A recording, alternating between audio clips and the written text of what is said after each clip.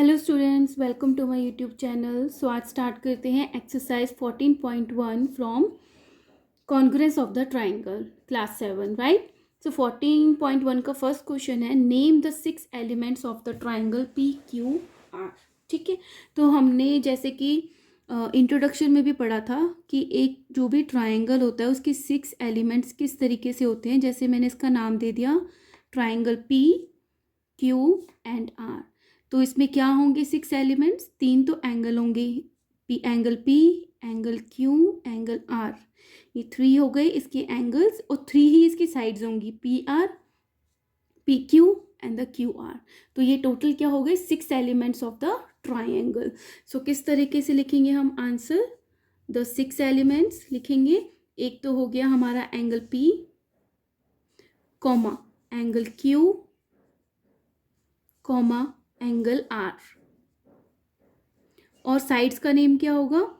P Q, comma P R, comma Q R. So these are the 6 elements of the triangle P Q and R. Okay, now second question is triangle X Y Z is congruent to. इस sign को हम बोलते हैं is congruent to triangle R P and Q under the correspondence X Y Z. ये इसको बोलते हैं equal to that R P Q. Right all the corresponding congruent parts of the triangles. तो इसमें क्या दिया है कि देखो स्टूडेंट्स कि ये जो ट्राइंगल है ना इसके कॉन्ग्रुएंट है। जैसे मैं एक शेप का ये बनाती हूँ ट्राइंगल और इसको नेम देती हूँ एक्स वाई एंड जेड, और एक और ट्राइंगल बनाती हूँ जो उसकी कॉन्ग्रुएंट है। कॉन्ग्रुएंट मतलब वो पूरा पूरा एक ट्राइंगल दूसरे ट्राइंगल को कवर कर लेता है, ढक लेता है। ठीक है, सो इस ट्राइंगल का नाम है, एक्स की जगह आएगा आर, वाई की जगह आएगा, देखो एक्स आगे है तो आर भी उसी जगह पे आएगा जहाँ पे एक्स है।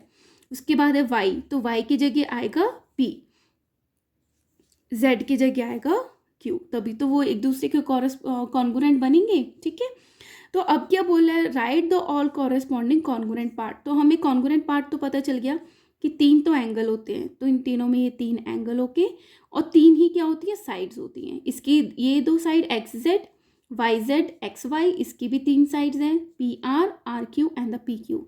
तो कॉरेस्पॉन्डिंग कौन सी होंगी? So let's start. आंसर क्या है? इसका जो एंगल एक्स है वो किसके इक्वल होगा? इसके एंगल आर के, क्योंकि ये कॉरेस्पॉन्डिंग है, कॉन्ग्रुएंट है, एक दूसरे के बिल्कुल सेम है। और इसका जो एंगल वाई है वो किसके इक्वल होगा? इस ट्राइंगल के एंगल पी के। Right, now angle Z will equal to angle Q. ये तो हो गया एंगल्स का। अब साइड्स करते हैं। ये जो एक्स वाई साइड है ये किसके इक्वल होगी? इस ट्राइंगल के पी आर साइड के, या आर पी भी बोल सकते हो। So X Y is equal to R P ही लिखेंगे क्योंकि ये एक्स से वाई की तरफ है, एक्स वाई, तो यहां पे लिखेंगे R P, comma Y Z is equal to P Q, comma Z X is equal to R Q. So ये हमने क्या लिख दी? कॉन्ग्रुएंट पार्ट्स की आपस में रिलेशन लिख दिया कि कौन किसके कॉन्ग्रुएंट है। ठीक है, ये हो गए उसके कॉरेस्पॉन्डिंग पार्ट्स हो गए। Now the triangle D E F और is congruent to triangle B C A. Right the parts of the triangle B C A that is corresponding to. So देखो, एक तो हम ट्राइंगल बना सकते हैं तो हमें पता चल सकता है, या फिर हमें ऐसे भी देख के पता चल जाता है। वो कैसे? कि ये जो ट्राइंगल डी ई एफ है that is congruent to triangle B C A.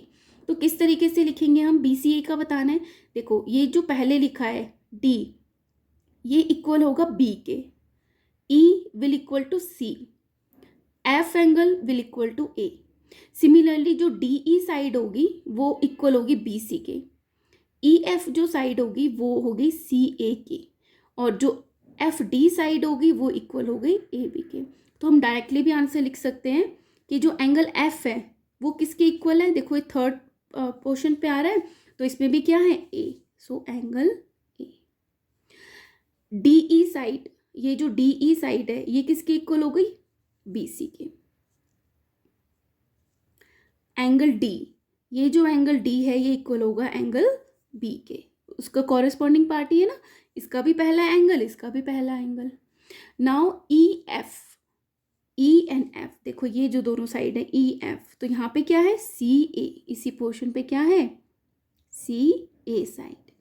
DF, तो ये जो है DF का मतलब क्या है, ये दोनों है ना, तो इसमें ये दोनों क्या है BA, राइट। तो सिर्फ हम इस कॉरेस्पॉन्डिंग को भी देखकर अपना जो आंसर है वो सॉल्व कर सकते हैं। Now answer the following question and justified your answer. So start करते हैं। Number 1, are the triangles equal in a area are congruent. So इसमें क्या दिया है, अभी मैं दिखाती हूँ आपको। द फर्स्ट पार्ट गिवन है, are the triangles equal in area are congruent. So वो क्या कह रहे हैं कि वो वाले ट्राइंगल्स जिनका एरिया इक्वल होता है तो क्या हम उनको कॉन्ग्रुएंट ट्राइंगल्स बोल सकते हैं। सो ऐसा नहीं हो सकता। तो पहली बात तो मैं आंसर बताती हूँ, दैट इज़ अ नो। अब वो क्यों नहीं हो सकता कि अगर मैंने एक ट्राइंगल बनाया है इस तरीके से और सेम ही एरिया का मैंने ट्राइंगल बनाया है इस तरीके से, सो क्या मैं इसको इसके ऊपर रखूंगी तो क्या एक दूसरे को कवर कर लेगा, नहीं, क्योंकि दोनों ट्राइंगल्स की जो शेप है वो डिफरेंट है। एरिया भले ही सेम है, सेम एरिया है, बट इनकी शेप जो है वो डिफरेंट है, क्योंकि इनकी जो साइड्स की लेंथ है that is different, so they are not congruent if area is similar. Now part 2, are congruent rectangles are equal in area? इसका आंसर है yes. so क्यों है congruent rectangle बोला है कि अगर दो रेक्टेंगल जो है आपस में congruent है, congruent मतलब बिल्कुल एक दूसरे को ढक लेते हैं, तो एरिया का क्या फॉर्मूला होता है रेक्टेंगल का, लेंथ इनटू ब्रेड्थ। अब ये कॉन्ग्रुएंट है, इट मीन्स ये सेम साइज सेम शेप के हैं, इट मीन्स इसकी जो लेंथ है वही इसकी लेंथ है, इसकी जो ब्रेड्थ है वही इसकी ब्रेड्थ है, तो इसका एरिया हो गया L इंटू बी सेम और इसका भी हो गया L इंटू बी, वही वैल्यू आएगी।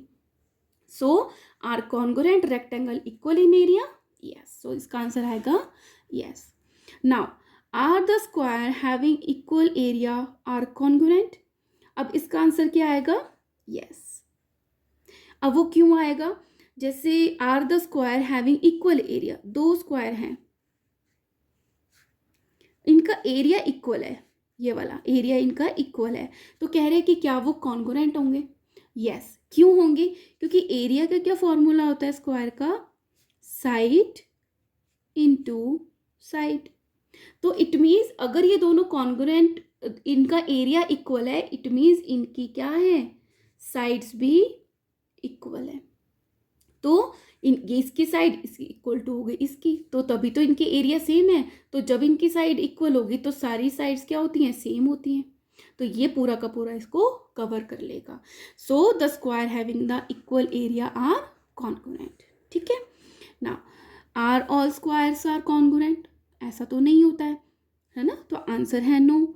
स्क्वायर तो इतना छोटा भी हो सकता है, स्क्वायर इतना बड़ा भी हो सकता है, स्क्वायर ऐसा भी हो सकता है ना, तो ये तो उसको कवर नहीं कर सकते सारे एक दूसरे को, so no, all squares are not congruent. Are circles with the same centre congruent, no. इसका क्या मतलब है कि एक सेंटर है,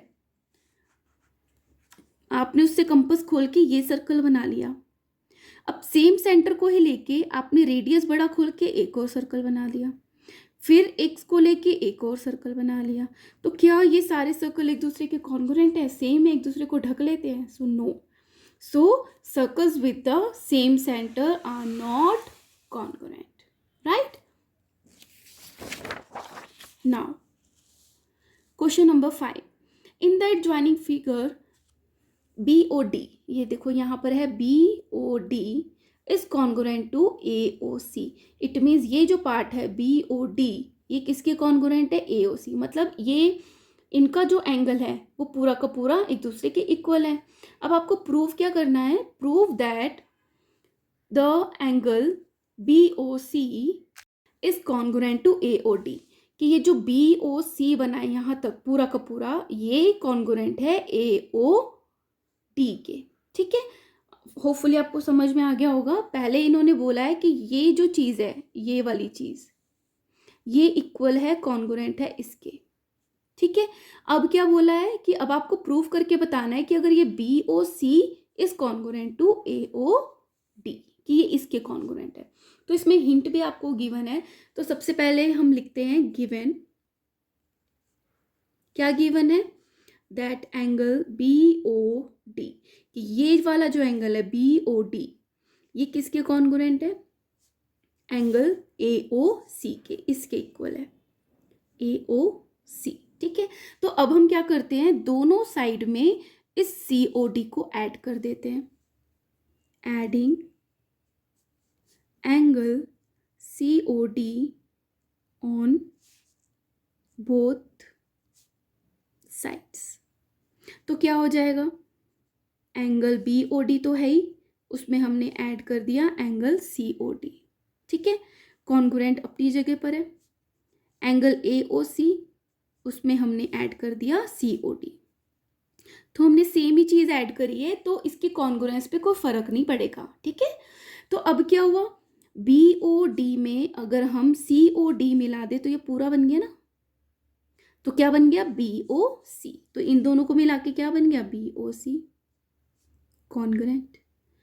अब ये क्या है, AOC जो हमारे पास पहले था, अब हमने उसमें ऐड कर दिया COD, तो अब ये पूरा बन गया।